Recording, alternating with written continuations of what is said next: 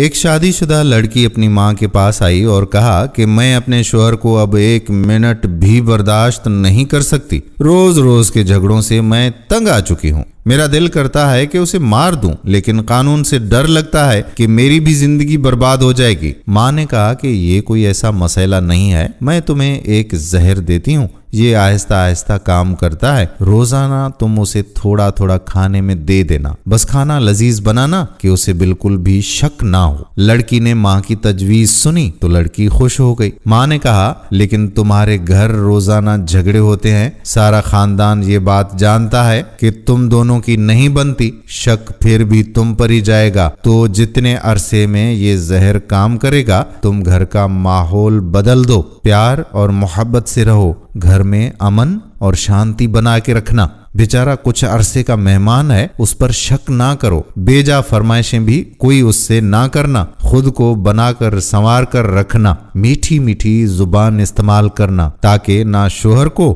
نہ اس کے خاندان کو بعد میں کوئی شک ہو کہ اس کے موت کی ذمہ دار تم ہو۔ لڑکی نے کہا کہ ہاں ماں، کچھ عرصے کے لیے میں یہ کر لوں گی، اور آپ کی بات بالکل درست ہے، اس طرح سے کسی کا ہم پر شک بھی نہیں ہوگا۔ وہ زہر کی پڑیا لے گئی۔ 1 مہینہ گزر جانے کے بعد وہ اپنی ماں کے پاس دوبارہ واپس آئی اور اپنی ماں سے کہا کہ امی، زہر کا کوئی توڑ ہے؟ ماں نے کہا کہ کیوں؟ لڑکی نے کہا کہ امی، میں نے چند دن اسے پابندی سے زہر دیا، لیکن وہ تو بہت بدل گیا ہے، میرا اتنا خیال رکھتا ہے، مجھے اتنی محبت اس نے دی ہے کہ میں تو شرمندہ ہو گئی ہوں کہ میں یہ کیا کرنے جا رہی ہوں۔ ماں، میں اسے چند دن زہر دے چکی ہوں، اب بتاؤ کہ کیا ہوگا؟ ماں نے کہا کہ بیٹا کچھ نہیں ہوگا، وہ ہاضمے کا چورن تھا، اس کی زندگی میں زہر تو تم تھی، کسی کے رشتے میں یہ زہر میاں ہوگا اور کسی کے رشتے میں بیوی، لیکن خاندان میں بڑے بزرگ بہرحال ہاضمے کے وہ چورن ہوتے ہیں جو رشتے کی اس ہانڈی کو ذائقہ اور جینے کا سلیقہ دیتے ہیں۔ اس لیے